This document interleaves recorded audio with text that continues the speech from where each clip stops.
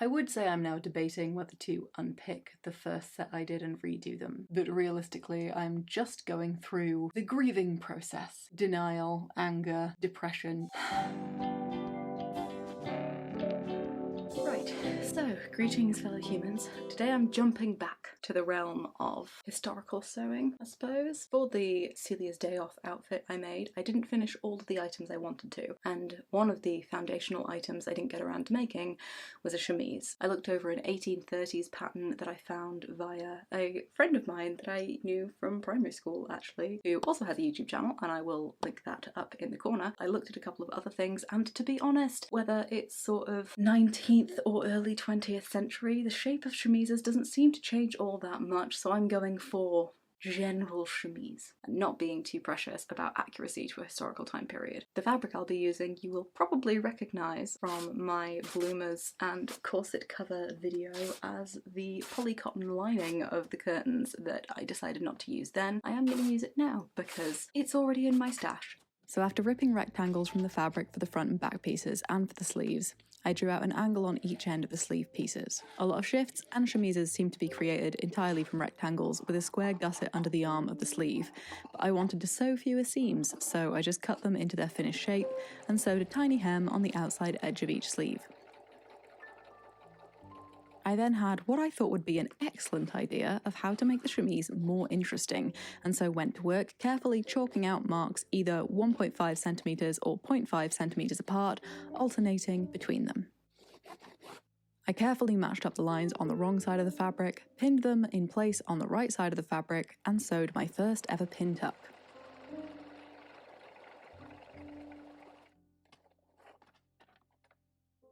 So, unsurprisingly, I procrastinated and got distracted and overcomplicated things for myself. I did that thing that I always do of taking a relatively simple garment like a chemise and just making it fancy. I decided to put pin tucks in it, and the reason for that is because when I was looking through different kinds of chemises through the ages, say the ages like 1 and a bit centuries, I saw a picture of a very beautiful chemise which had insertion lace over the chest area and then pin tucks under the bust to draw the chemise in, and I thought, oh, I might go for a bit of that, and then didn't consider that sketching out and sewing 28 pin tucks would mean that this would take quite a bit longer. So I'm about halfway done with the pin tucks. Probably worth noting, never done pin tucks before. I don't think I've ever actually checked how to do pin tucks properly. In fact, I don't know if I'm doing them correctly. So if you want to learn how to do pin tucks, go find someone who knows what they're doing, as opposed to me,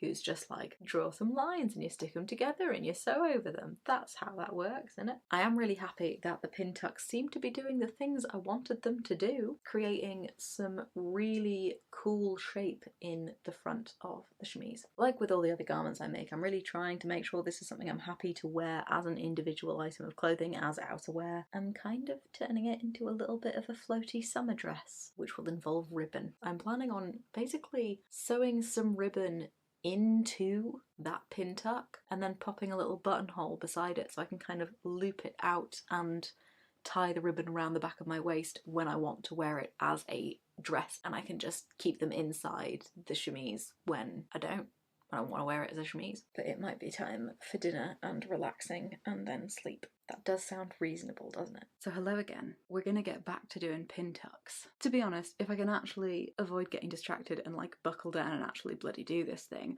then I should be able to finish it in a couple of hours because I have 14 pin tucks to do, but they are only 7 inches long. And then I've basically got 4 seams, a hem, a bunch of gathering, binding around the neck, and then sewing a little bow on the front, maybe. It is a pretty simple garment, one that I've massively overcomplicated by adding a load of pin tucks, but a pretty simple garment. That's pretty much it. There's not, yeah. I've already spilled coffee all over my sewing table, so it's going well.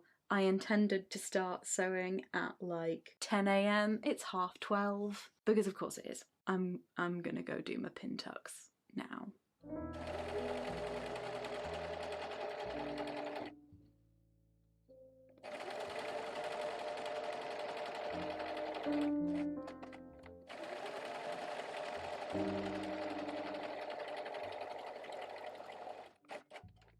Technically, I have finished the pin tucks. I say technically because if you take a look at them, you may notice it's quite a difference. This is the first side I did. This is the second. The second half is a lot better, and there is quite literally about a 2-inch difference in the width of the two pin tuck panels. I would say I'm now debating whether to unpick the first set I did and redo them, but realistically I'm just going through the grieving process. Denial, anger, depression, upward turn, working through. Accepting that I have to do it if this is going to be a thing that I'm actually going to be willing to wear. So let's go unpick a bunch of pin tucks, shall we? So I have unpicked the many sloppy pin tucks, and now I get to do them again.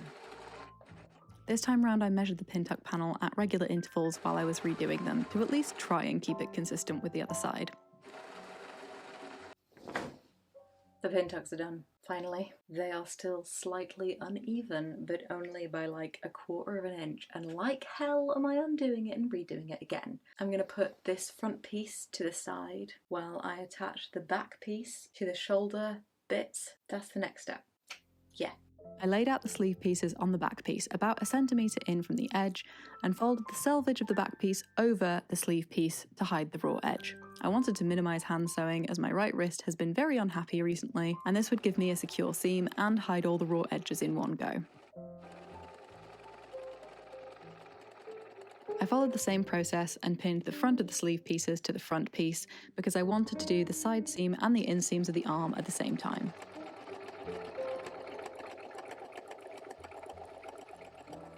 I just had a moment of absolute abject horror because just after attaching the shoulders to the body pieces, I thought I had twisted something. I thought I'd twisted one of the pieces and basically turned the entire thing into some kind of horrific infinity scarf. But it's okay. It's okay. It was actually just very jumbled because there's a lot of fabric. So it is fine, but I got panicked enough that I needed to take a break and chill out on the floor for a bit, because apparently sitting on the floor is how I deal with stress. So now I just need to pin the side seams. The two side seams are joining two lovely selvages, so no finishing needed. And then it's just some hemming, some gathering, some binding. Oh, and buttonholes. The buttonholes aren't for buttons, the buttonholes are for ribbons. Let's do that. So I lined them up, pinned them up, and sewed them, but I made sure to take a wide enough seam allowance on the underside of the arm so I could properly finish those later. I then whacked up my stitch length to run gathering threads along the neck edge of the back and the front pieces, and pulled what had been the bobbin thread to create gathers, evening them out as best I could. So I have the gathers gathered. I need to put binding on, I need to hem it, and I need to do buttonholes. And I am tired and losing brain. I don't want to make any mistakes, so I think I'm going to call it a day. I'm going to try and have an early night, unlikely to actually happen, but I'll try. And then try to get up bright and early in the morning and get this finished. I think it should only be about an hour, maybe an hour and a half more to do on it. Fingers crossed. Good night. We're back. Did I go to bed early? No. Did I get up early? Also no. But am I ready to spring into action and get this done? That remains to be seen. I'm gonna give it a go. The arms sit slightly differently than I expected them to, so I have made the gather on the front of the chemise slightly wider to accommodate for that. But I think it should be good. Hopefully. Maybe. We'll find out, won't we? Let's go. Because the fabric was quite light and was a fairly open weave, I cut 2 small squares of fusible interfacing and ironed them into place to stabilise it. I placed the buttonholes where the outside edges of the pin tucks would be once they were pressed, did the necessary stitching, pulled up the excess interfacing and cut it away. To finish the neck, I made a 2-inch or 5 centimetre strip of fabric, folded it in half, ironed it, folded in the edges to the centre and ironed it again to create straight grain binding. I nestled the raw edge of the neck inside this binding, sandwiching the gathers between its folds, pinning everything into place, and top stitching along the edge, catching both sides of the binding in the seam as I did so. Oof. I tied off and cut away my thread ends, pressed and hemmed the bottom edge, and then turned my attention to tackling raw edges. On the inside of each arm, I cut down one side of the seam allowance and folded the untrimmed side of the seam allowance under the trimmed one so that all the raw edges were safely tucked away, and I hand felled them down as neatly as I could. Hamish helped me with the final touches by stitching on a little bow I made and giving the chemise a press, and then it was done.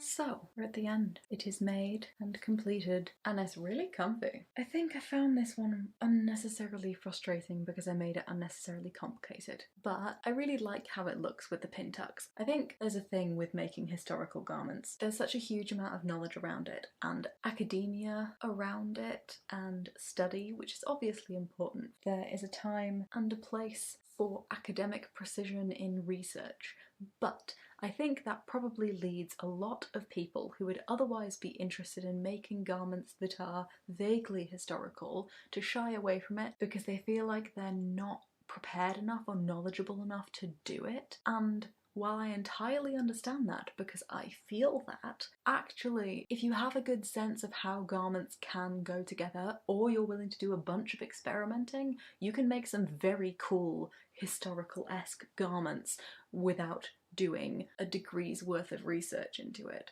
I literally looked at like 20 pictures to figure out how I wanted to make this, and one pattern that I didn't actually use. It is really easy to feel like you need a library's worth of knowledge to be able to do this kind of stuff because there are so many wonderful, incredible, knowledgeable people out there doing it and educating about it. But actually, if you just want to make, as I said, something vaguely chemise, you don't need to do that much research. You can, if you want to, but it's not a requirement to make something like this. It seems very scary, but it actually isn't. Like, you are capable of doing it, I promise. This garment is also interesting because this is not something I would have ever made myself if I wasn't trying to make a chemise-like thing. I would never make myself a white dress. I don't really wear white. I don't trust myself to. But I really like how it looks. It is incredibly comfortable and wonderful and floaty, so that puts it in my immediate favourites pile because I am a comfy fiend. I found it very easy to make, even though I got frustrated about various things along the way. Those are mostly my own fault because I decided to make it more complicated than it needed to be. But I think it's cute. I like it. I'm gonna wear it. Also really like that I can wear the shoulders two ways. I can wear it as this kind of like off the shoulder stitch, and then I can also pull them up to make it like more of a square neck, so that's cool. But for now I'm going for the saucy off the shoulder situation. If you enjoyed this video, then please give it a like. That helps new people find my stuff, which is really cool. If you'd like to see what else I get up to, then check out my other stuff and subscribe to my channel. If you want to know a bit more about my creative process, I have a Patreon and put out a post-project vlog for everything I make. I really enjoyed making this, and I hope you enjoyed watching me. But I think it is time for me to sign off, so I hope everything is okay in your world, and I'll see you guys next time. Oh, but one of the I need to go have dinner. If you hear banging and shouting and terrible music from outside, there are builders working on the house next door. Got woken up by that this morning. I'm thrilled. It is a new day and I'm ready to get back onto this horse.